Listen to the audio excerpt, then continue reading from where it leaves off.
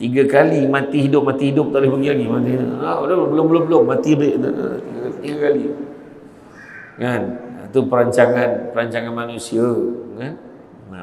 Sabar, hidup kena sabar. Bak kata orang cantik dipandang bulan mengambang terang di awan. Kalau dah hidup namanya orang, takkan lagi daripada ujian dan dugaan. Tentu ada ujian. Tengok ni, nak dengar ceramah ni pun kena sabar. Kan? Bukan semua orang dapat tengok direct. Ada orang tu duduk belakang tiang. Kesian betul. Kan? Ada orang tu pula memang pilih belakang aja, manjang belakang aja dengan harapan dia balik orang tak perasan. Macam tu. Kan? Iya. Di semua ada pahala ni, malaikat catat pahala kita duduk dalam majlis ilmu. Malaikat catat. Oi, setan datang tak? Datang juga. Setan dia kacau kita apa? Pertama dia letak tongkat. Macam ni je tangan dia tengok. Lepas tu yang tu syaitan cakap belakang. Sedap je. Sebab apa? Sandar kat dinding. Contoh, jangan beralih ni contoh je. Contoh, contoh. Tu nikmat. Kan? Ada satu tiang tu dia punya je tiang. Satu lagi. A'udzubillahi minasyaitonirrajim. Bismillahirrahmanirrahim. Assalamualaikum warahmatullahi wabarakatuh.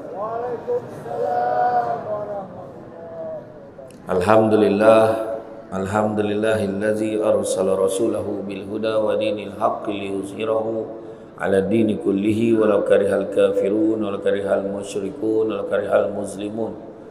Subhanaka la ilma lana illa ma 'allamtana innaka antal alimul hakim. Rabbi shrah li sadri wa yassir li amri wahlul 'uqdatam min lisani yafqahu qawli. Alhamdulillah, syukur kepada Allah Subhanahu wa taala, segala puji bagi Allah Tuhan sekalian alam. Salat dan salam ke atas junjungan besar Nabi Muhammad sallallahu alaihi wasallam. Masih banyak diucapkan buat tuan pengisi acara yang berhormat Datuk Dr. Haji Anwar bin Rapai, Ahli Dewan Undangan Negeri kawasan N55 Nangka. Khususnya juga tuan pengisi masjid, tuan imam, barisan tuan kuasa penggerak aktiviti masjid, pemimpin-pemimpin tempatan di semua peringkat yang berkesempatan hadir, dan seterusnya tuan-tuan dan puan-puan dirahmati Allah sekalian. Alhamdulillah, syukur sangat-sangat malam ni dapat kita bersama-sama berada di dalam majlis ilmu yang mana Nabi sebut, barang siapa yang mengikuti jalan-jalan ke majlis ilmu, maka Allah akan menganugerahkan kepadanya jalan-jalan ke syurga. Amin. Mudah-mudahan. Jangan lupa hashtag pergi syurga balik lagi. Jadi tuan-tuan dan puan-puan sekalian, pada malam ini tajuk yang telah dipilih adalah tentang berkorban apa saja. Bila sebut tentang korban ni, ada pelbagai maksud definisi korban. Kalau kita tengok maksud korban ni, pertamanya amalan. Sebab korban ni berasal pada kataan Arab qariba tu, membawa maksud menghampir, dekat, menghampirkan diri kepada Allah Subhanahu wa taala dengan cara membuat penyembelihan binatang ternakan, lembu, kerbau, kambing dan sebagainya pada 10 Zulhijjah dan juga 3 hari selepasnya, iaitu hari-hari tasyrik, dengan mengagihkan sebahagian daripada daging itu kepada fakir miskin, asnaf dan sebagainya. Begitu juga korban juga dikatakan sebagai persembahan haiwan kepada dewa-dewa tertentu pada setengah fahaman. Ada juga dikatakan melakukan kesanggupan melakukan sesuatu, kesanggupan melakukan sesuatu demi kebaktian dan kasih sayang kepada seorang, itu pun disebut korban juga. Itu yang kata berkorban apa saja. Pengorbanan dilakukan oleh seorang bapa untuk anaknya Sazali, kan? Tu kan cerita anakku Sazali, kebaktian demi kasih sayang dia kepada anak dia. Benar, orang yang menanggung penderitaan akibat sesuatu perbuatan, akhirnya dia juga yang menjadi korban. Dia kata macam tu kan. Dan begitu juga manusia yang kematian akibat daripada nahas, kemalangan, malapetaka dan sebagainya, itu juga disebut sebagai korban. Jadi tuan-tuan dan puan-puan rahmati Allah sekalian, Kita nak cerita pasal korban Aidil Adha, kita dah dengar gitu. Cuma malam ni kita nak cerita tentang berkorban apa saja dalam segenap aspek kehidupan kita. Kan? Kalau kita tengok semalam memang betul, kan? 2 hari lepas dan semalam kita menyambut Aidil Adha, sampailah ni sampai sekarang. Siang tadi pun masih ada, tadi pun lepas solat tadi pun imam terus saja bertakbir, kan, takbir raya, yang mana umat Islam menyambut Aidil Adha ini bagi mengingati peristiwa besar. Sebenarnya pengorbanan tu satu hal, tapi yang paling kita kena faham kenapa agaknya pengorbanan itu diberikan kepada kita ni, kenapa agaknya. Kalau kita tengok Nabi Ibrahim diuji suruh sembelih anak dia. Kenapa dikatakan susah untuk Nabi Ibrahim? Kenapa dikatakan sepatutnya itu satu ujian yang besar pada Nabi Ibrahim? Kenapa? Pada Nabi Ibrahim dia buat, dia taat. Nabi Ismail pun taat. Tapi kenapa cerita tu sebenarnya susah nak dilakukan kalau orang yang lain? Kerana pertama, Nabi Ibrahim berkahwin bukan senang nak dapat anak. Berpuluh tahun kahwin dapat anak nama Ismail. Itu pun tak dapat duduk sekali. Nabi Ibrahim menjelajah, berdakwah, tinggalkan anak dan isteri dia. Akhirnya bila dah dapat duduk, dapat bersama-sama bermanja, baru nak rasa kasih sayang, tiba-tiba dapat perintah daripada Allah suruh sembelih anak dia untuk korban. So itu bukan satu perkara yang mudah. Nak beritahu, berkorban ni sepatutnya bukan satu perkara yang senang. Contohlah, kita keluar duit, kita masuk duit dekat dalam tabung, kita masukkan RM1. RM1 yang tak ada masalah kat kita. Mungkin itu dianggap satu sedekah, tapi tidak cukup untuk jadi satu pengorbanan. Pengorbanan ni mesti terasa susah. Itu sebab dalam surah Ali Imran ayat 92, surah Ali Imran ayat 92, Allah Ta'ala beritahu apa? Belum sempurna kebajikan seorang mukmin selagi mana dia tidak menginfakkan sebahagian daripada harta yang dicintainya. Bukan senang. Jadi kalau masjid ni macam ni punya ramai lah, katalah seorang bagi RM10, RM5, RM1, sedekah satu malam sepatutnya dapat lebih kurang berapa? Lebih kurang berapa lah, kita anggarkan dalam ni, malam ni kita boleh dapat RM7,000 lah, contoh. Satu malam dapat RM7,000.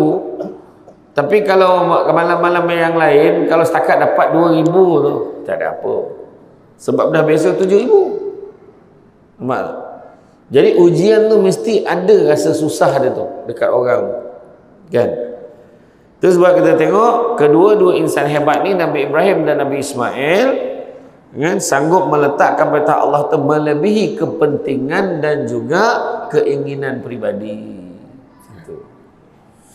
Nak pergi semayang masjid macam ni punya cantik, kapet tebal, tapi disebabkan hujan, sejuk, sedap tidur ni.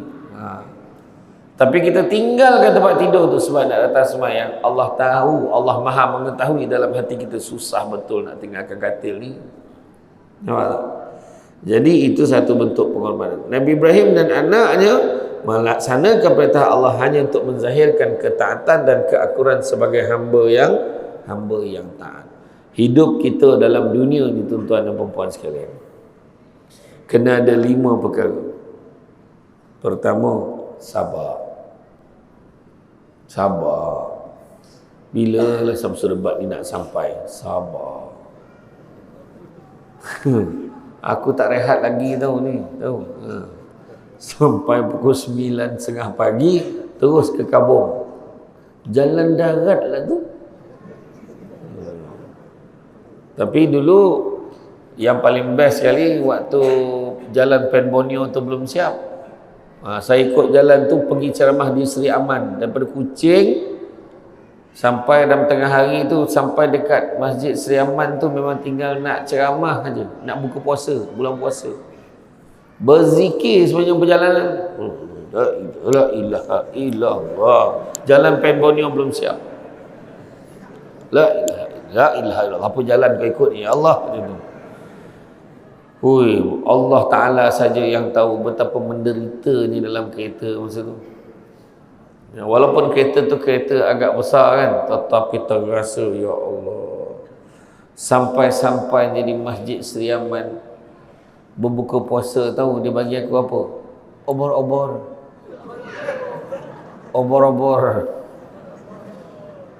Dekat mungkin orang sini okey lah, kau dah biasa makan. Samsul Rebah tak biasa makan obor-obor. Saya pun rasa lah sikit. Bolehlah, tapi saya makan sikit aja. Lepas tu Ustaz, bubur pedas Sarawak Ustaz. Sampai isyak tak jumpa pedas.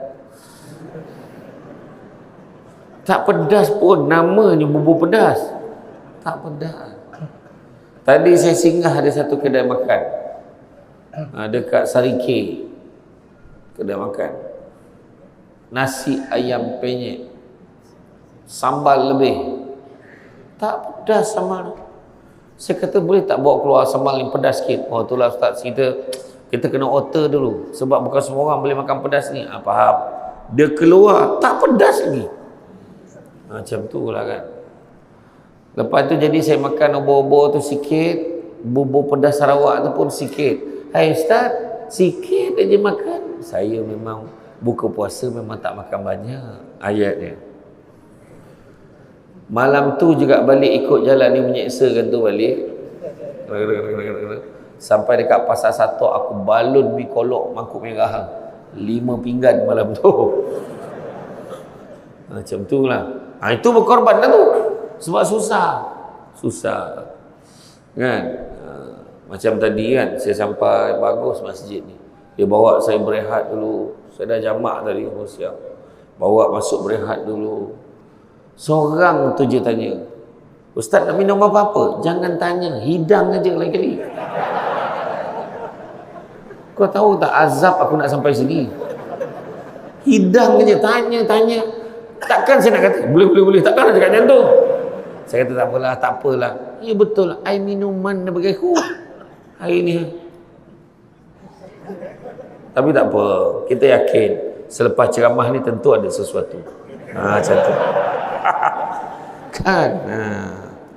Jadi bergurau itu tuan. Jadi akhirnya pengorbanan Nabi Ibrahim dengan Nabi Ismail ini diiktiraf sebagai nak membuktikan betapa bersabarnya. Itu sebab hidup kita yang pertama kena sabar. Sabar, suami isteri kena sabar. Hidup kita ni bukan drama. Bukan semua lelaki sama seperti Emir. Nampak tak? Orang perempuan gelak tak? Asal curang je lelaki. Mentang-mentang lah kan drama macam tu. Perempuan itu. Yang baik Khalish, yang jahat Emir. Tunggu Samsul Ubat siapkan skrip buat drama terbaru, lelaki itu. Macam tu lah kan. Jadi sabar, hidup kena sabar.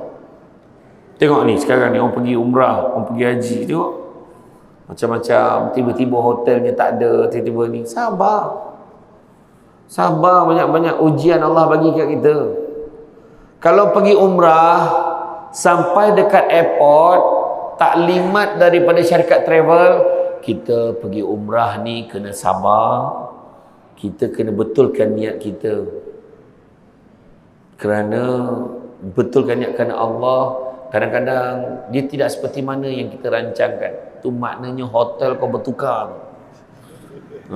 Dia dah cakap awal-awal, tandanya dah nampak di KLIA lagi dah nampak lah. Kan? Hati-hati ya. Hati-hati. Banyak sangat syarikat-syarikat hari ni yang mengambil kesempatan kepada jemaah. Cari syarikat-syarikat, cari orang yang betul nak pergi ni.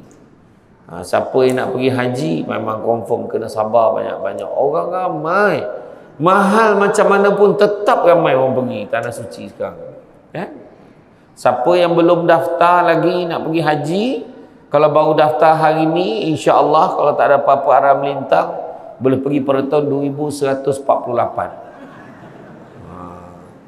3 kali mati hidup tak boleh pergi lagi. Mati belum mati 3 kali. Kan? Itu perancangan manusia, kan? Sabar, hidup kena sabar. Bak kata orang cantik dipandang bulan mengambang terang di awan. Kalau dah hidup namanya orang, takkan lagi daripada ujian dan dugaan. Tentu ada ujian. Tengok ni, nak dengar ceramah ni pun kena sabar. Kan? Bukan semua orang dapat tengok direct. Ada orang tu duduk belakang tiang. Kesian betul. Kan? Ada orang tu pula memang pilih belakang aja, manyam belakang aja dengan harapan dia balik orang tak perasan. Macam tu. Kan? Iya. Di semua ada pahala ni, malaikat catat pahala kita duduk dalam majlis ilmu. Malaikat catat. Oi, setan datang tak? Datang juga. Setan dia kacau kita apa? Pertama dia letak tongkat. Macam ni je tangan dia tengok. Lepas tu yang tu syaitan cakap belakang. Sedap je. Sebab apa? Sandar kat dinding. Contoh, jangan beralih ni, contoh je. Contoh.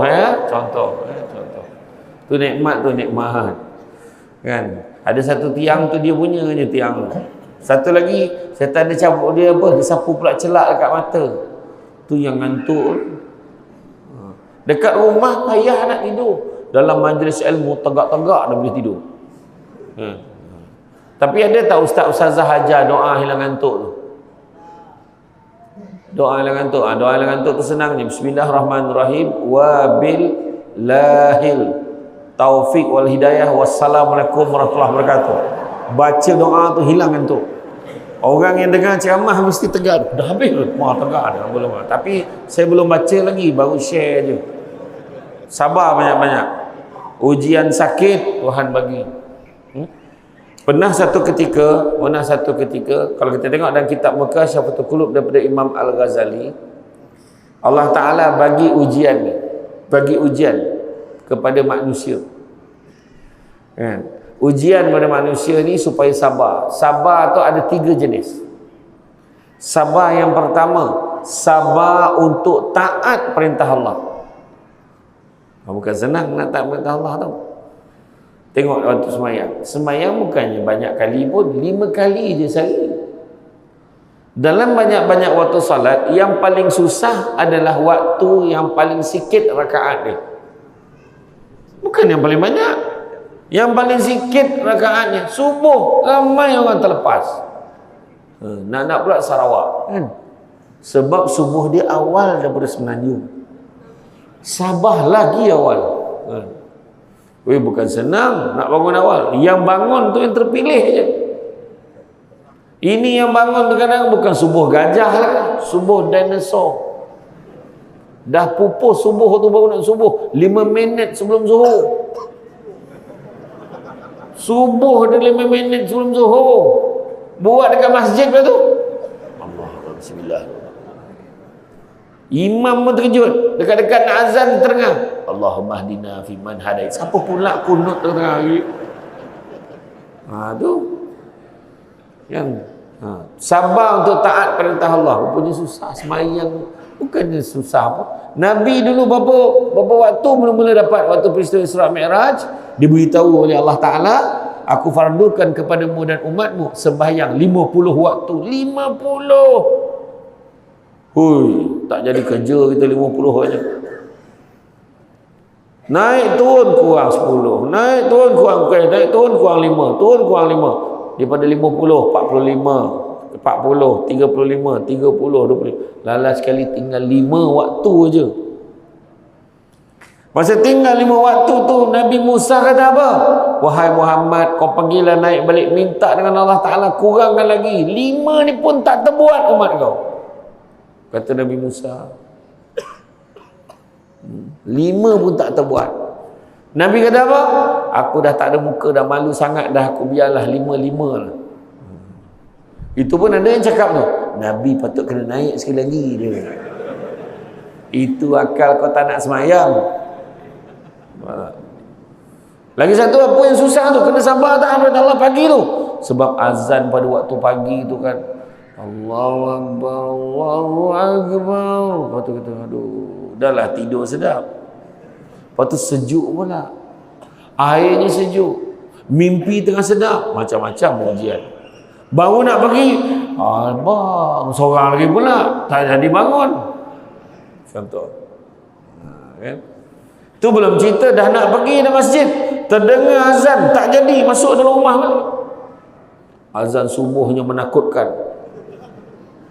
Baru nak keluar rumah tak dengar azan subuh. Bunyi apa tu? Kan? Jangan pakai suara bass sangat.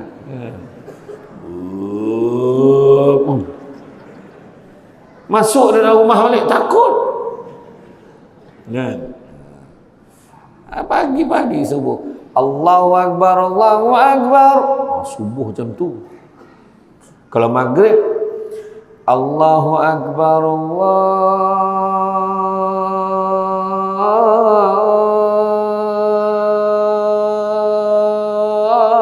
Akbar. Macam tu maghrib. Kalau subuh, hayya 'alas salah. Macam tu. Maghrib, hayya 'alas salah.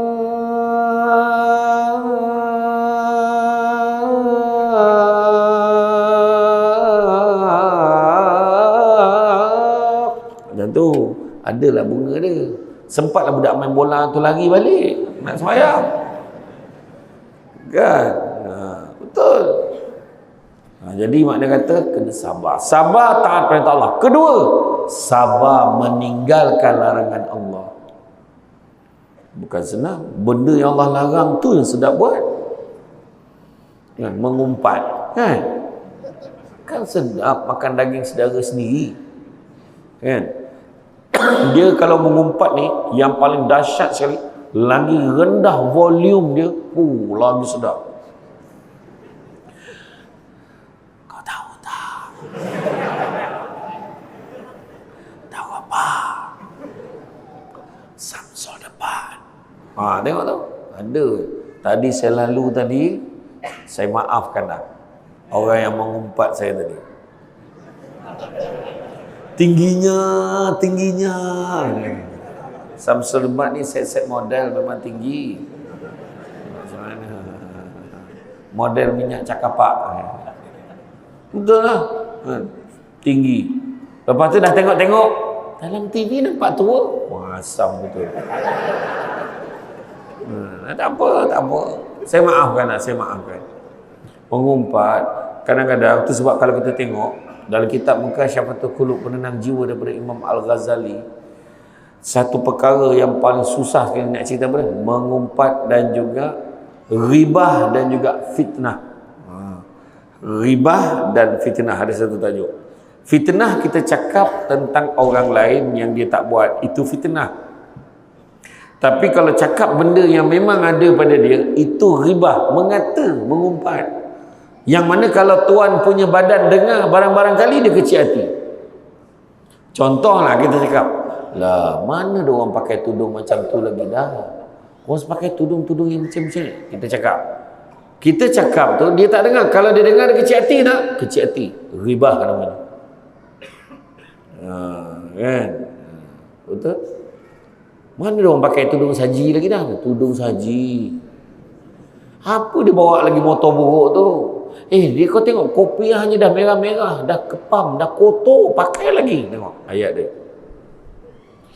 Itu sebab elakkan bercakap benda-benda yang tak ada point. Buat apa? Buat menambah dosa je. Tengah mengumpat, kau tahu tak, si siapa tu kan tak sangka dia kena tangkap. You ke? Bila? Yang seorang lagi pula datang, yang seorang lagi dia tegur apa? Tak baik tau cakap-cakap pasal orang. Jangan. Alah, macamlah kau tu baik sangat. Dah kena marah. Nampak? Bukan senang. Kena sabar. Memang aku ni tak baik, tapi anggaplah ini usaha aku nak jadi baik. Nampak?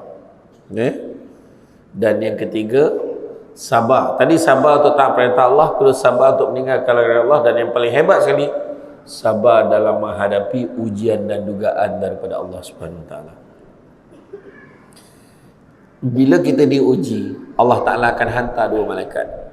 Contohnya Allah bagi ujian apa? Kejap minum lah. Pahal lah. Bismillahirrahmanirrahim. Sedap betul air kosong sini. Allah uji apa? Allah uji dengan sakit misalnya. Allah bagi demam. Allah bagi tak sihat.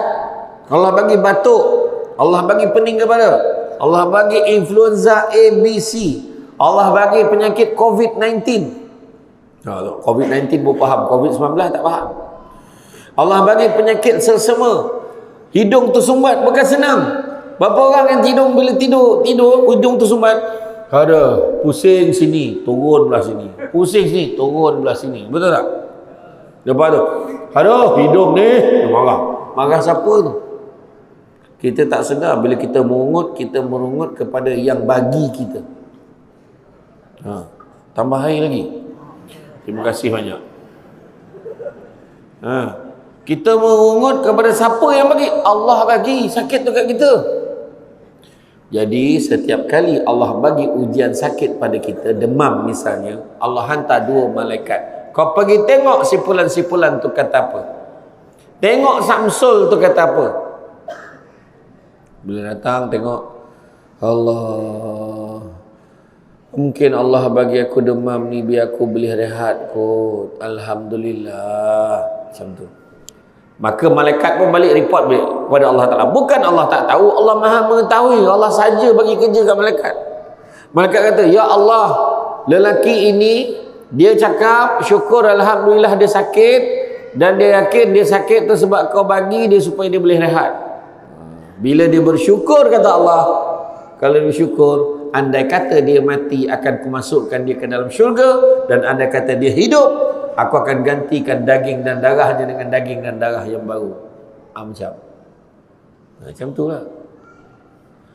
Tapi kalau kita jawab, bila demam kan, aduh, kenapa hidup aku macam ni, mati lagi baik. Contoh, kita merungut. Maka bila kita merungut, malaikat lapor pada Allah Ta'ala. Allah Ta'ala kata apa? Suruhlah dia cari sembah Tuhan selain pada aku. Mana Allah tak ada pandang dah kita. Allah bagi ujian supaya kita ni sedar, ingat. Orang yang sakit biasa ingat Allah. Allah. Kan? Hari lain tak ada pula ingat Allah. Nampak tak? Jadi mana kata sabar. Yang kedua yang kena ada dalam hidup kita ni, syukur. Walaupun sikit syukur. Tapi kenapa manusia tak bersyukur? Kenapa manusia tak bersyukur? Allah Ta'ala sebut dalam surah Ibrahim ayat 7, la in syakartum la azidannakum wa la in kafartum inna azabi lasyadid. Allah Ta'ala beritahu, kalau kamu syukur, aku akan lipat kali gandakan, tambahkan. Tapi kalau kamu kufur, azabku amatlah pedih. Tapi kenapa manusia tak bersyukur? Kenapa? Dan manusia yang paling beramai sekali tak bersyukur adalah perempuan. Oh, cik ayat dia nak marah. Bukan perempuan sini, tempat lain. Kan? Lelaki perempuan sama. Sebab dalam Quran pun bagi tahu, sesungguhnya manusia itu dilahirkan sifatnya mengeluh, berkeluh kesah, lagi kikir. Manusia ni mengeluh aja hidup dia.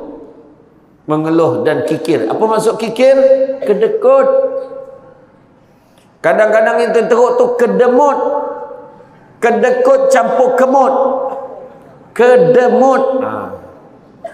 Duit tak nak keluar langsung. Korban pun tak nak masuk. Duit ada tapi tak nak masuk. Bagi alasan, mahal lah sekarang. Berapa satu bahagian? Satu bahagian 1,000. Masya Allah. Binatang apa tu? Sembelih apa tu? Lembu Oh, kerbau murah lagi kan? Sapi. Oh. Ha? Kerbau lagi mahal. Oh, di Limbang kerbau murah lagi. Saya pergi Limbang hari tu, sampai dekat roundabout tu ada kerbau.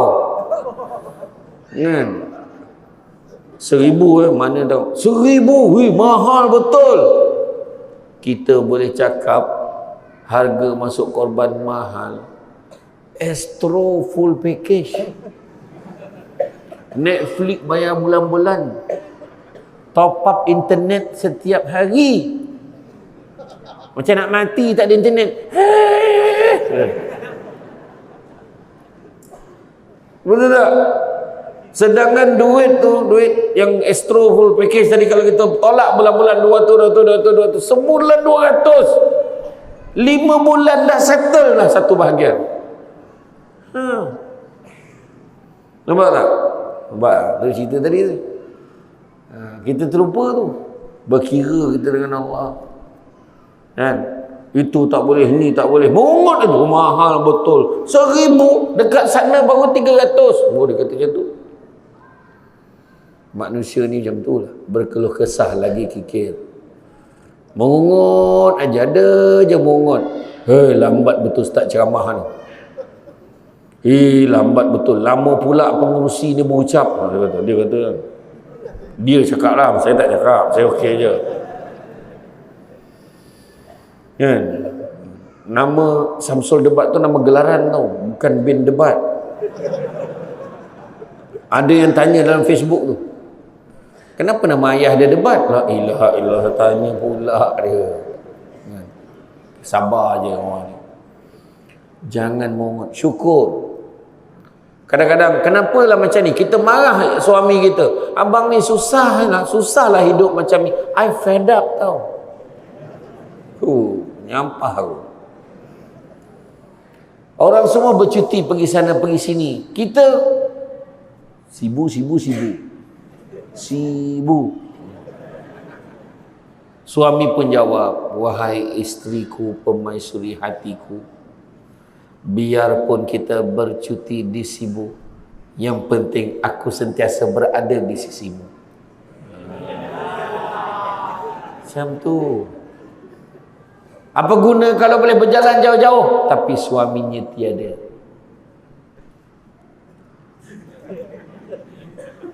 Itulah, ni masalahnya. Pertama, manusia tak bersyukur. Kenapa? Manusia tak bersyukur. Pertama, sibuk tengok apa yang orang lain ada sampai terlupa apa yang kita ada. Seronoknya dia pakai kereta besar. Bilalah aku nak pakai kereta besar. Dapat kunci kereta besar, seronok. Tapi waktu bayar kali pertama dah tak seronok. Betul. Kenapalah aku buat hutang baru? Dah elok kereta dulu, dah nak habis bayar. Tengok. Itu dunia ini kesenangan yang memperdayakan. Ya. Mengungut aja. Bila nak tukar kereta baru, tak perlu pun. Nak rumah baru. Rumah makin besar, orang makin tak ada. Dalam rumah tu bukan makin lama makin ramai. Anak seorang demi seorang keluar tinggalkan rumah. Seorang masuk asrama, seorang masuk universiti, masuk kolej. Lepas tu bila dah kahwin, lagi tak nak duduk dengan kita. Sudahnya rumah kita ada 7 bilik. Orangnya kita berdua sahaja dengan isteri kita. Bergema rumahan. Abang. Apa? Jom makan. Apa? Pekak ke?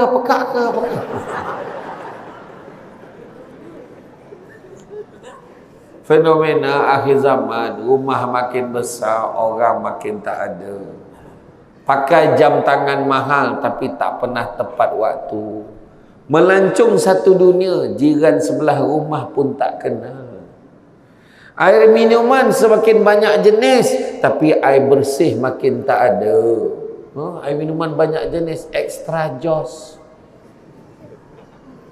tembici, tembikai leci, kopi kai, kopi campur tembikai, agaknya lah. Air minuman semakin banyak jenis, air bersih makin tak ada. Manusia semakin ramai, kemanusiaan semakin kurang. Pangkat semakin tinggi, kearifannya semakin teruk. Pangkat tinggi, bodohnya melantun. Bodoh betul-betul. Saya tak cakap orang sini, tempat lain. Rakan di media sosial semakin ramai, teman sejati makin tak ada. Tanya orang-orang lama, dia faham maksud teman sejati, kawan baik. Kalau kawan dia sakit, dia nangis. Kenapa kau tak beritahu aku kau sakit? Dah berapa lama kau sakit ni? Macam tu kawan baik. Kau nak pakai duit, cakap dengan aku. Kenapa kau tak cakap? Oh, itu baru teman sejati. Aku ni bukan kawan kau. Berapa banyak kau nak pakai?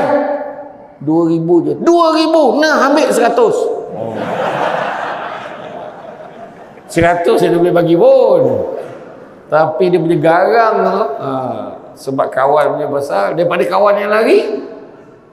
Nampak tak? Tu dia. Syukur. Biarlah kadang-kadang kita tengok suami kita tidur berdengkur. Macam-macam cara. Ada bunyi mengunyah. Nyam. Makan apa orang tua ni lah. Ada bunyi ngasah gigi, krik, tajam gigi ni kan. Yang seorang tu memang daripada kecil duduk tepi pelabuhan. Bunyi cerai berdengkur, bunyi sombong kapal.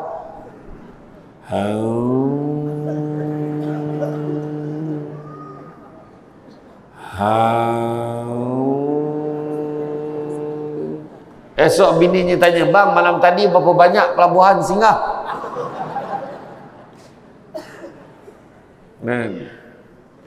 Kadang kena belajar syukur. Biarlah rumah kita kecil, rumah dia besar, syukur. Sebab waktu tak ada orang, sunyinya sama.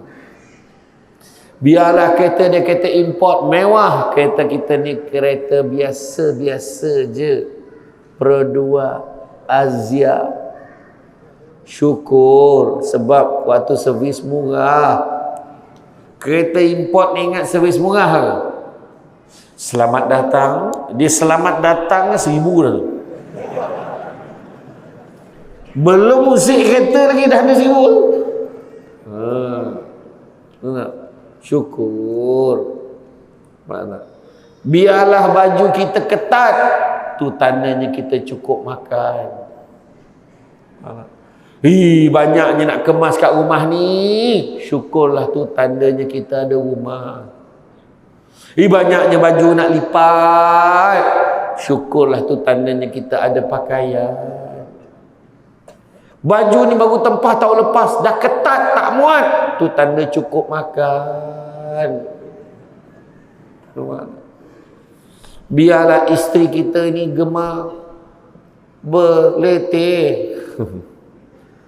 Orang perempuan memang itu hobi jadi rumah, berceramah walaupun tak ada tajuk. Syukur, jangan murah. Kenapalah isteri aku ni banyak cakap? Syukurlah.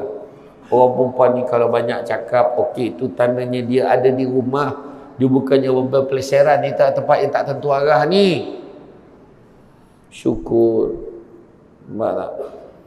Orang perempuan dia berletih paling lama pun 4 minit aja paling lama. Dia dah penat kan, dia minum air. Lepas tu dia sambung balik. Dia tak tahan tu. Seorang tidur di rumah. Jangan merungut suami tidur berdengkur.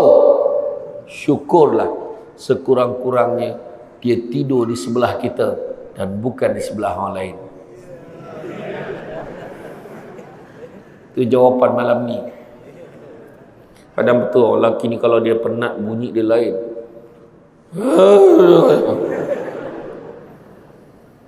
Dia ada satu tahap tu dia dengar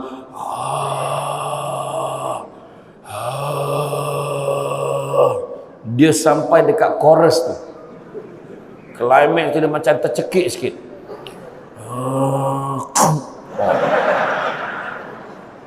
Orang perempuan pun langsung letak kat hidung. Hidup lagi tak? Hidup lagi, hidup. Itu jarang dapat tu. Sekali-sekala je boleh dapat. syukur. Kurang-kurangnya dia tidur di sebelah kita, bukan di sebelah orang lain. Yang ketiga, percaya pada hikmah. Allah bagi ujian, Allah suruh kita berkorban, kita bawa pengorbanan dalam hidup kita. Percaya pada hikmah, ada benda lain Tuhan nak ganti untuk kita. Allah bagi kita susah, tiba-tiba berniaga tak jadi, hampir bankrupt. Rupa-rupanya salah satu hikmah, Allah nak suruh kita usaha lagi satu. Yang kedua, Allah tunjukkan dengan kita waktu kita susah, siapa yang datang tolong kita. Itu yang penting. Jadi kita kena belajar bersyukur, percaya pada hikmah. Tanam tabu di tepi rumah, cabut ubi sampai ke akar. Kalau hidup percaya pada hikmah, selaut garam terasa tawar. Yang keempat, redha dengan apa juga yang Tuhan berikan kepada kita. Kalau kita yakin redha itu ganjarannya adalah pahala, dan Allah akan gantikan dengan sesuatu yang lebih baik lagi. Dan yang kelima, ikhlas. Apa maksud ikhlas? Membuat sesuatu tanpa mengharapkan balasan, ganjaran, wa imma perkataan terima kasih pun tidak diharapkan. Faham tu? Itu sebabnya tuan-tuan dan puan sekalian, orang kita gemar pula cakap, aku tolong dia ikhlas, tapi dia terima kasih pun tidak. Mana tak ikhlas lah tu. Itu sebabnya kalau kita buat ni kena ikhlas. Ikhlas untuk memudahkan kita. Tuan-tuan dan puan sekalian, berkorban ni ada satu perkara yang kita kena buat. Kita kena buat. Berkorban. Saya nak petik surah As-Saff ayat 10, 11, 12 dan 13. Dalam surah As-Saff ayat yang ke-10, Allah bagi tahu, wahai orang-orang yang beriman, mahukah aku tunjukkan sesuatu perniagaan yang menguntungkan, yang boleh menyelamatkan kamu dari azab seksa yang tidak terperi sakit. Surah As-Saff ayat 10. Ayat 11, iaitu kamu beriman kepada Allah dan Rasulnya, serta kamu berjuang membela dan menegakkan agama Allah dengan dua perkara, harta benda dan diri kamu. Maknanya duit kita keluarkan di jalan Allah. Duit kita pastikan kita usahakan di jalan Allah. Jangan fikir buat benda-benda. Kadang-kadang tu sebab ada orang cakap, bila orang tengok kau ni duit kau kenapa lebih baik kau buat macam ni, buat macam ni. Suka hati akulah duit aku, kau apa sibuk? Salah. Syukurlah ada orang tegur kita. Daripada kau habiskan macam ni, baik kau bawa pergi umrah. Orang tegur kita. Contoh.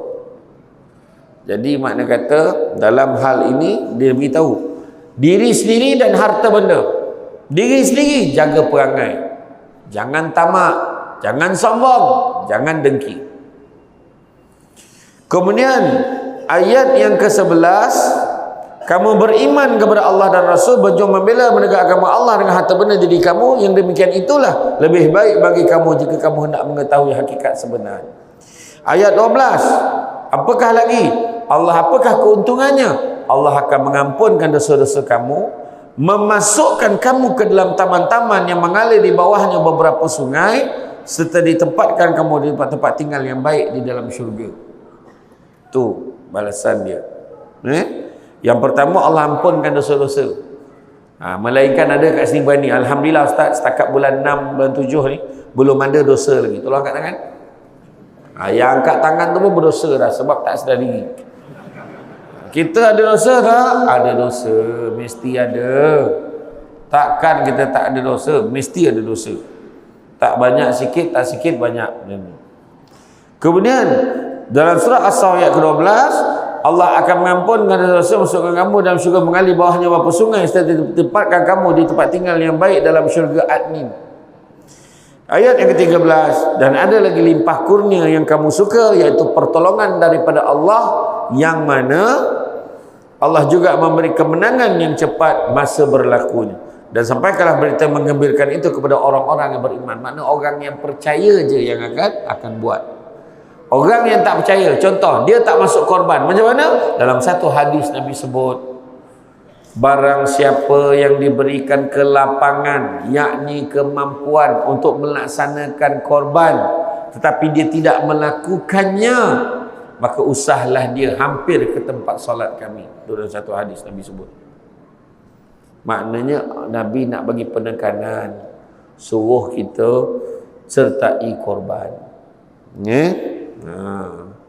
Jadi makna kata kalau kita berjuang bela agama Allah dengan harta benda dan diri sendiri, kita dah faham ada 4 kelebihan Allah Ta'ala akan bagi. Pertama, keampunan dosa-dosa. Kedua, syurga adnin yang mana di bawahnya mengalir sungai-sungai. Yang ketiga, Allah akan beri pertolongan kepada kita. Dan yang keempat, Allah akan berikan kemenangan, kejayaan yang mana cepat masa berlakunya. Takkan Allah Ta'ala tipu? Dan begitu juga kalau kita tengok, sebagai apa kita melihat pada hari ini, bila kita buat sesuatu ni, berkorban yang kita buat. Contoh, orang perempuan sanggup berhenti kerja sebab nak jaga suami di rumah, jaga anak suami di rumah. Percaya cakap saya, besar pahalanya. Yang ramai hari ni lelaki paksa bini dia pergi kerja. Kau kerja, mana cukup duit kat rumah ni? Dia paksa isterinya kerja. Dia tak kerja. Nampak tak? Itu sebabnya penting. Yang kita nak kerja ni, kebahagiaan kat mana? Kebahagiaan di mana? Saya teringat saya ceramah dekat Masjid Kuala Pilah. Ada satu masjid di Kuala Pilah, Negeri Sembilan. Saya ceramah maulud masa tu, saya tanya, "Makcik, apa maksud selawat, makcik? Makcik, apa maksud selawat?" Menyaut seorang makcik tu, "Nak ceramah lah." Tanya pula dia, dah marah pula. Dah sound berceramah tu. Tadi nasib baik tak ada yang apa. Kalau kita tengok dalam surah Asy-Syura ayat yang ke-20, Allah bagi tahu apa? Allah bagi tahu sesiapa yang mengejar keberuntungan akhirat, nescaya kami akan tambahkan keberuntungannya itu. Namun barang siapa yang mengejar keberuntungan dunia, nescaya kami akan berikan sebahagian saja daripada keuntungan dunia itu, dan takkan ada satu bahagian pun untuknya di akhirat kelak. Lebih baik kerja akhirat, dunia pun dapat, daripada kerja dunia dapat sikit, akhirat langsung tak dapat apa-apa.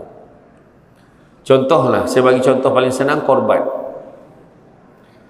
Apa keuntungan dunia masuk korban? Pun cerita kan? Apa keuntungan dunia orang yang masuk korban? Dan betul atau tidak, tengok balik dekat senarai nama yang buat korban tu. Tengok balik. Betul atau tidak, sebahagian besar nama-nama tu adalah ulang tahun-tahun dulu punya. Orang yang sama juga bagi. Betul tak? Betul. Tak jawab pun aku tahu betul. Sebab dia dah rasa kelazatannya berinfak di jalan Allah. Allah akan ganti lagi. Allah akan ganti lagi. Allah akan ganti lagi. Itu sebabnya, apa keuntungan dunia? Korban. Kalau yang untung dunia pun orang yang ada kebau dengan lembu. Sebab dia jual, dia dapat hasil. Kita ni tak dapat hasil. Di dunia ni tak dapat. Kita bayar 7,000, 8,000, 1,000 satu bahagian. Kita bayar. Kesanggupan kita sendiri, rela hati kita, insya-Allah Allah berkati kehidupan kita. Kan? Jadi tuan-tuan dan puan sekalian, dalam hidup kita ni perlu berkorban. Tu sebab P. Ramlee kata, berkorban apa sahaja, harta ataupun nyawa, itulah kasih mesra, sejati dan mulia. Kenapa? Sebab nak lambangkan kasih sayang kita berkorban. Buat yang terbaik. Seorang ibu tahan tak makan, yang penting biar anak dia makan. Betul tak? Itu contoh keberkatan yang ada. Keberkatan yang ada. Hidup dalam dunia ini sementara sifatnya, apatah lagi yang ada dalam dunia. Jadi jangan kita leka. Selagi mana boleh berkorban, keluarkan duit untuk jalan Allah, kita buat. Ganjarannya Allah Ta'ala dah sebut dalam surah As-Saff ayat 10, 11, 12 dan 13. Saya ingat saya dalam satu surah Az-Zumar ayat 53, a'udzubillahi minasyaitonirrajim, ya ayyuhallazina amanu. Salah pula, bukan tu ayat dia. Bukan tu ayat dia. Kejap, nak ingat balik. Dah lupa dah ayat tu. Malam ni boleh lupa sebab air kosong rasanya lah. Sekejap, bismillahirrahmanirrahim.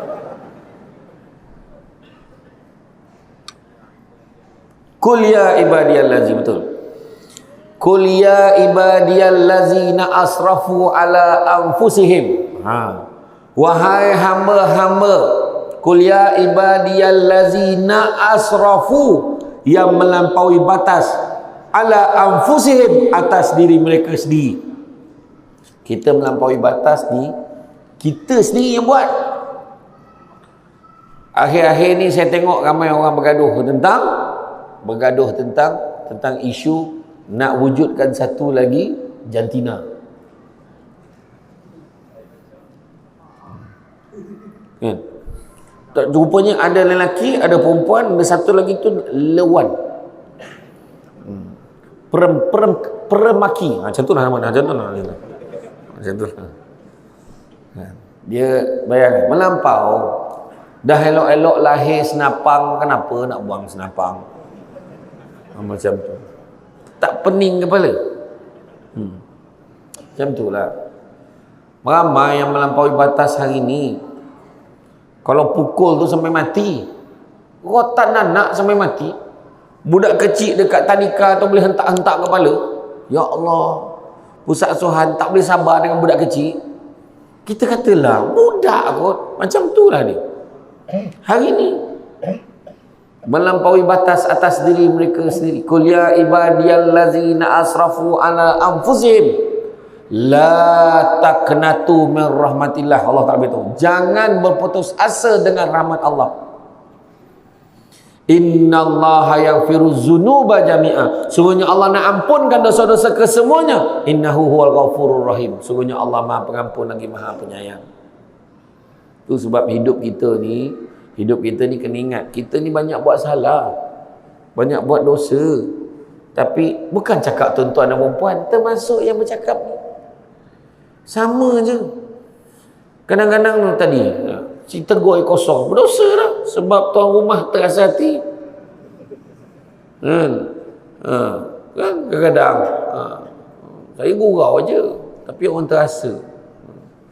Kadang-kadang ada netizen kutuk-kutuk, dia tak tahu, dia marah-marah saya tu, dia tak tahu tu Samsul lain. Contoh lah kan. Tapi saya maafkan. Itu sebab hidup kita ni kena sabar banyak-banyak. Sabar banyak-banyak. Ujian dan dugaan akan datang. Berkorban. Kita nak senang, kita nak kaya, kita nak mudah hidup, tapi modal tak nak keluar. Mana ada orang berjaya tapi tak keluar modal? Cakapkan saya. Tak ada. Paling tidak modal tenaga. Benar? Suami isteri, tanyalah ayah bonda ni, dulu susah nak besarkan anak, susah. Bukan macam hari ni semua dah ada. Dulu mana ada? Dulu masjid ni kayunya dulu. Kalau sujud Hami Allah liman hamdah, Allah jatuh lah seorang ke bawah. Dulu. Sekarang tengok, punya cantik dia. Dengan ukiran dia. Tengok tak boleh tengok sini, tengok dekat sana. Dekat skrin, ada TV lah. Asyik betul. Tu belum cerita tu, lampu tu, macam tu. Ukiran dia. Kapet ni, ya Allah, kalau sujud terbenam muka. Dengar cara pun lain, azannya lain, imamnya lain. Apa lagi yang kita nak? Orang dulu-dulu susah, berkorban ni, ikat perut. Dulu mak ayah kita pergi kerja jalan kaki je, berbatu-batu. Hari ni naik kereta pun pemalas pergi kerja. Dulu nak pergi sekolah jalan kaki berbatu-batu, kasut sangkut dekat tengkuk. Betul tak ayah anda tu? Kasut ni sangkut dekat tengkuk jalan, biar kaki dia rosak, jangan kasut tu. Dulu sekolah semua jauh-jauh, sekarang sekolah depan muka pun tak pergi. Depan rumah aja sekolah. Sini sekolah, sana sekolah, sini sekolah, sini sekolah. Termasuk sekolah memandu pun ada. Allahu Akbar, mudah betul hidup hari ini. Tapi itulah dia. Kita kena syukur. Itu sebab kejar keberuntungan akhirat, jangan kejar keuntungan dunia. Kita akan rugi. Kesenangan di dunia ni adalah kesenangan yang memperdayakan. Tipu-tipuan belaka. Tipu-tipuan belaka. Beli rumah besar, kita rasa seronok. Tak lama tu ada rumah lagi besar pada rumah kita. Beli kereta baru, jangan risau, nanti akan ada kereta baru lagi, jenis yang sama, jenama sama, tapi model yang paling baru. Beli handphone, telefon dahsyat. Tiba-tiba tak sampai 24 jam keluar jenis yang sama, lagi baru lagi hebat, lagi canggih. Kita hantar mesej, sekejap lagi sampai. Orang tu hantar mesej semalam dah sampai. Hebat betul dia. Macam mana dia buat tu? Nampak tak? Canggih. Tetapi ingatlah tuan-tuan dan puan-puan sekalian, hidup di dunia ini sementara sifatnya, apatah lagi yang ada di dalam dunia. Maka selagi mana kita boleh berkorban, laksanakanlah. Selagi mana kita berkorban demi agama yang kita cintai, maka kita buatlah tuan-tuan dan puan-puan sekalian. Boleh sumbang duit, bagi duit. Boleh bagi tenaga, bagi tenaga. Hari tu kalau tak mampu masuk korban satu bahagian, ambil 1 ekor. Lagi banyak pula. Tak mampu 1 ekor, tak mampu satu bahagian, pergi tengok lembu tu. Tengok sapi tu, pandang mata dia. Tak boleh juga, tolong lapah daging. Tak boleh lapah daging, tolong timbangkan daging. Tak boleh tak? Tolong packing daging. Tak boleh tak? Hantar pergi rumah jiran-jiran yang ada. Tak boleh tak? Tak boleh tak? Beratur ambil bahagian kau baliklah. Payah sangat. Kan? Buat ikut kemampuan kita. Macam contoh malam ni, apa aku boleh berkorban dengannya, apa aku boleh bantu, kan? Sedekahkan makanan dekat masjid, sebab malam ni yang datang ramai ni. Sedekah. Kadang-kadang kita terlupa nak tanya, penceramah tu suka makan apa, kan? Asyik-asyik ikut selera pengurusi masjid je. Contoh. Samsul debat ni tak susah pun. Dia okey je. Kan apa? Celorot. Apa? Selorot. Saya tak kisah pun. Mi kolok okey je. Laksa Sarawak Pattaya. Macam ni. Terbayang pula aku dah. Iya. Tapi saya bersyukurlah dengan apa yang ada. Kan? Jadi daripada tadi bunyi telefon ni dah habis apa? Kan? Macam itulah tuan-tuan dan puan-puan sekalian. Hidup kita ni kita manfaatkanlah. Jadilah manusia yang boleh bagi manfaat pada orang lain. Khairun nas anfa'hum linnas. Sebaik-baik manusia maksud memberi manfaat pada orang lain. Seorang ayah berkorban tenaga sebab keluarga dia. Seorang ibu berkorbankan tenaga dia untuk demi beri kasih sayang pada anak-anak dan keluarga dia. Seorang anak berkorbanlah untuk bahagiakan mak ayah kita. InsyaAllah bila masing-masing melakukan pengorbanan, InsyaAllah berbahagialah hidup kita di dunia dan di akhirat hendaknya. Amin ya rabbal alamin. Jadi tuan-tuan dan puan-puan sekalian, saya faham cara tenungan mata tu, saya faham. Kalau macam ni pandang tak berubah tu, saya faham seolah-olah ada suara menyatakan tak tahu nak berhenti ke. Saya faham. Kalau dia dah duduk macam ni tu, step-step awal nak tidur dah tu, kan? Tapi jangan risau, saya faham kehendak audiens saya. Sebab kadang-kadang ceramah tak lama sangat, yang lama tu ambil gambar. Tu masalah tu. Kan? Kadang-kadang tak padan dengan tua, ambil gambar. Ya aku tengok teruk betul. Samsul debat pun buat macam ni. Dia buat mini love. Terkejut saya. Kan? Tak apalah tuan-tuan dan puan-puan. Jadi apa pun rasanya cukuplah sekadar itu. Berkorban apa sahaja demi agama. Nanti tengok balik surah As-Saff ayat 10, 11, 12, 13. Kalau Allah Ta'ala beritahu kita tak percaya, macam mana hidup kita? Kita kata kita beriman pada Allah, kepada Rasul, kepada kitab, kan? Pada hari kiamat, qada dan qadar, malaikat tadi, tapi kita tak buat. Seolah-olah kita tak yakin. Dalam Quran Allah Ta'ala ada beritahu surah As-Saff 10, 11, 12, 13. Maka selagi boleh buatlah tuan-tuan. Berkorbanlah demi agama, demi untuk kelangsungan martabat agama kita ni kita buat. Sedekah, korban. Tak mampu buat sikit, buatlah ikut kemampuan kita. Nampak tabung, tak mampu bagi RM1, bagi RM1,000. Tahu? Nampak isteri kita berkorban sikit apa? Nah, ambil duit belanja, pergi kuliah duha. Suruh isteri pergi kuliah duha. Suruh isteri pergi kelas mengaji Quran. Bagi duit belanja dekat anak. Nah, pergi dekat masjid, dekat masjid mana tu dia buat program, kanak-kanak sekolah rendah datang solat berjemaah subuh di masjid, dapat duit belanja RM3 pergi sekolah. Ayahnya bising, pergi. Ayahnya tak pergi. Lepas tu satu masjid lagi pula buat apa?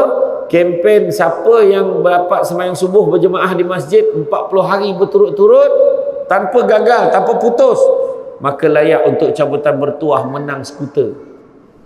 Ada 10 pemenang. Hadiah ditaja oleh YB Dun Kawasan. Macam tu saja bagi idea.